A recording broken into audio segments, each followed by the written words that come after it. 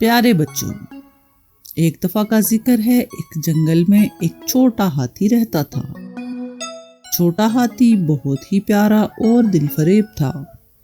وہ جنگل میں رہتا اور ہر روز نئے دوست بناتا۔ ایک دن چھوٹا ہاتھی ایک چھوٹے سے چڑچڑے کچالے سے ملا۔ اس نے کچالے کو دیکھ کر کہا، ہے میں تمہارا دوست بننا چاہتا ہوں۔ کچالا خوش ہوا اور بولا، کیوں نہیں، ہم دونوں دوست بن سکتے ہیں۔ دونوں نے اچھا دوست بننے کا فیصلہ کیا اور مل کر جنگل کے ہر کونے میں گھومنے لگے۔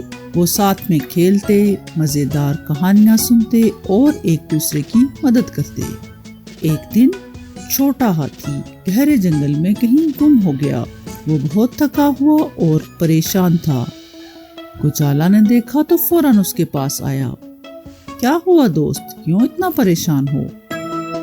چھوٹے ہاتھی نے رونا شروع کر دیا اور بولا، میں راستہ بھٹک گیا ہوں اور گھر نہیں پہنچ سکتا۔ کچالا نے مسکرا کر کہا، پریشان ہونے کی ضرورت نہیں، ہم مل کر تمہارا راستہ تلاش کریں گے اور تمہیں گھر پہنچائیں گے۔ دونوں نے مل کر راستہ دیکھنا شروع کیا اور آخرکار چھوٹا ہاتھی اپنے گھر واپس پہنچ گیا۔ چھوٹے ہاتھی نے کچالا کا شکریہ ادا کیا اور کہا، تم میرے سچے دوست ہو۔ کچالا نے ہنس کر جواب دیا، اور تم بھی میرے پیارے دوست ہو چھوٹو۔ اس کے بعد دونوں نے مزیدار دوستی کے کتنے پل ساتھ گزارے۔